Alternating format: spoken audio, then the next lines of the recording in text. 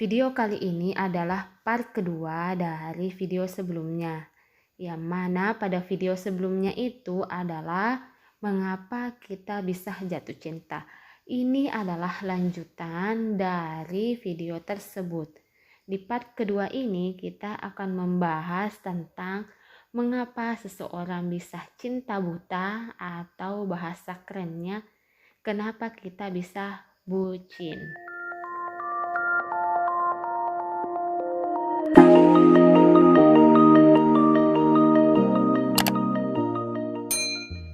Di kehidupan sehari-hari kita, kadang kita melihat orang yang terlalu cinta atau terlalu suka kepada pasangannya. Walaupun kita telah menegurnya bahwa itu telah salah, itu mereka tidak akan peduli. Intinya, pasangannya adalah segalanya untuknya. Kadang ketika kita memberitahu teman, keluarga, atau orang terdekat kita bahwa pasangannya telah berbuat kesalahan, misalnya selingkuh atau berbuat hal-hal yang jelek, kadang orang yang diberitahu itu tidak percaya. Dia akan lebih percaya dengan orang yang dia cintai, atau kita sendiri yang melakukannya, karena dia merasa ada bunga-bunga yang berbentuk hati yang terasa memenuhi ruang hidupnya. Itulah cinta. Tetapi itu adalah cinta buta. Cinta yang melihat kebenaran kadang adalah sebuah kesalahan. Teman-teman biasa menyebutnya cinta buta, budak cinta, atau bahasa kerennya bucin. Sebelum kita mempelajari mengapa kita bisa bucin atau budak cinta atau cinta buta, saya menyarankan teman-teman untuk melihat part yang pertama, yaitu mengapa kita bisa jatuh cinta. Kenapa demikian?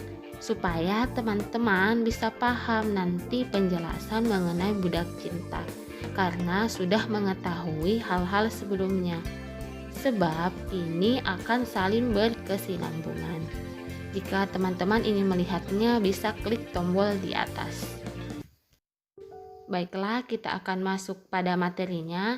Sama seperti part yang pertama, yang membuat kita bisa bucin bukan hati, tetapi masih tetap otak.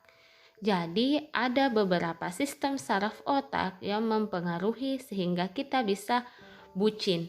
Yang pertama adalah amigdala, yang kedua adalah nucleus accumbens, dan antara amigdala dan nucleus accumbens itu ada jalur yang bernama jalur neutron negatif.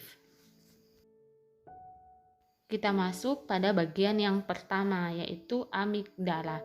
Amigdala itu adalah salah satu sistem saraf yang berada di otak yang berfungsi atas persepsi emosi seperti marah, takut, sedih, dan lain-lain yang berhubungan dengan emosi, serta agresi pengendalian diri, membantu menyimpan kenangan peristiwa-peristiwa yang ada di masa lalu sehingga kita menjadi waspada.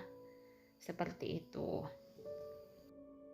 Sedangkan nucleus accumbens itu adalah salah satu sistem saraf juga yang berada di otak yang memproses tentang penghargaan terhadap diri kita, motivasi, dan penguatan positif kita dalam kehidupan sehari-hari. Jadi apa hubungannya kedua sistem saraf ini?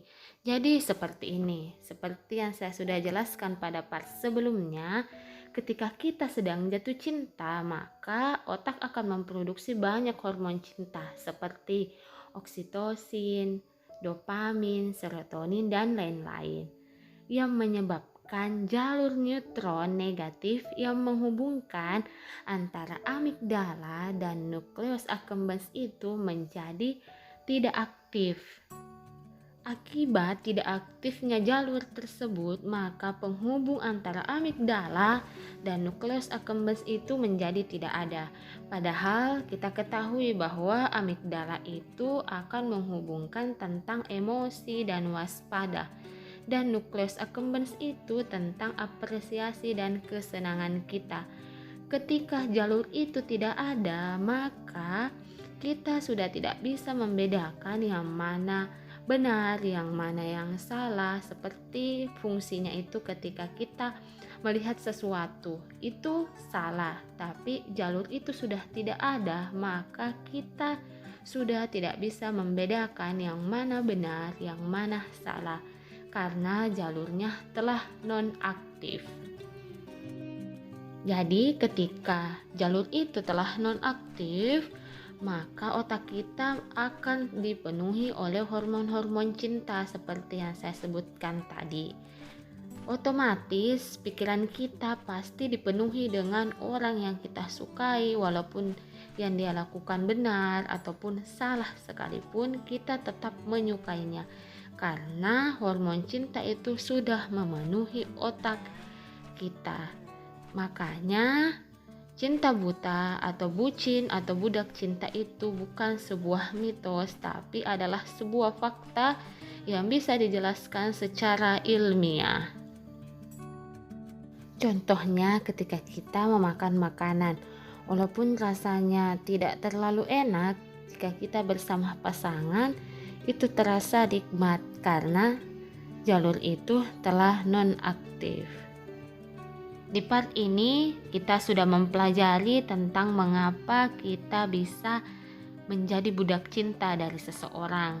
Kita akan tetap melanjutkan itu, tetapi di part yang ketiga. Kira-kira dia seperti ini.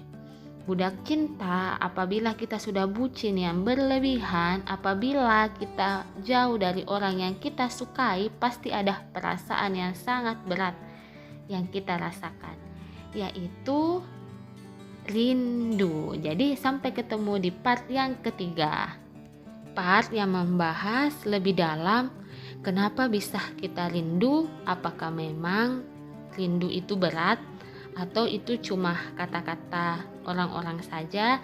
Jadi jangan lupa tunggu video selanjutnya, yaitu part 3. Assalamualaikum warahmatullahi wabarakatuh.